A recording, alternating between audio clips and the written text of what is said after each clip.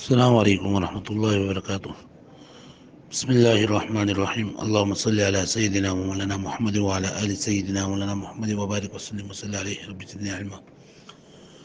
نن زمون سبق آيات مباركة أغا دغلا متعلق ده.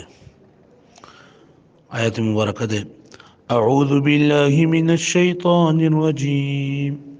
بسم الله الرحمن الرحيم. والسارق والسارقة فاقطعوا أيديهما جزاء بما كسبا نكالا من الله والله عزيز حكيم. معنی دا چې کوم سړی اغلا کوي یا ښځه اغلا کوونکي تاسو د هغوی دواړو لاسونه کټ کړئ چې دوی ته د خپل کړو بدله میلاو شي او د الله تعالی د طرف نه عبرتناکه سزا ده او الله پاک ډیر اقتدار والا غالب ذات دی او حکمت والا ذات دی. رسول الله صلی الله علیه وسلم مبارک ارشاد دی لا يسرق السارق حين يسرق وهو مؤمن.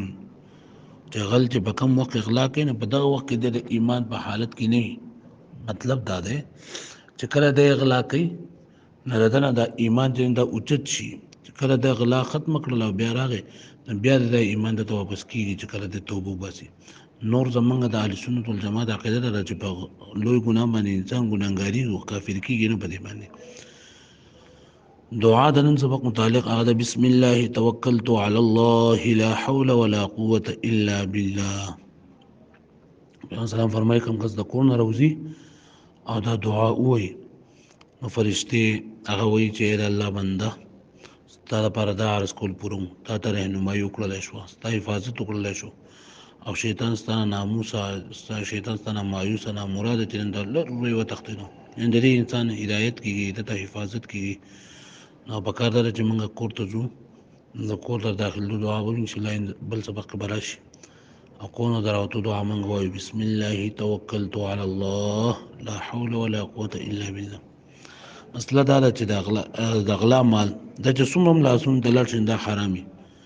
مطلب لکه یو کس ته یو څیز د چا نه پټ کو او بیا د هغه خرڅوي، لکه مطلب یا ګاډی پټ کو یا مثال چاته ګړۍ یې پټه کړه، موبایل یې پټ کو او دا موبایل خرڅوي، نو که دغې اخیستونکي ته دا پته وه چې دا څیز دا د غلا دی نو دی به د ده نه هغه نه اخلي.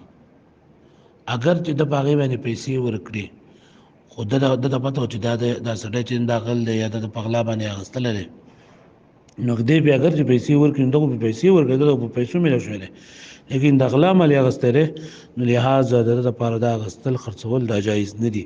یعنې که دی په خپل عقل هم ناروا دي او که دی بیا مخکې خرڅوي دا هم ناروا دي.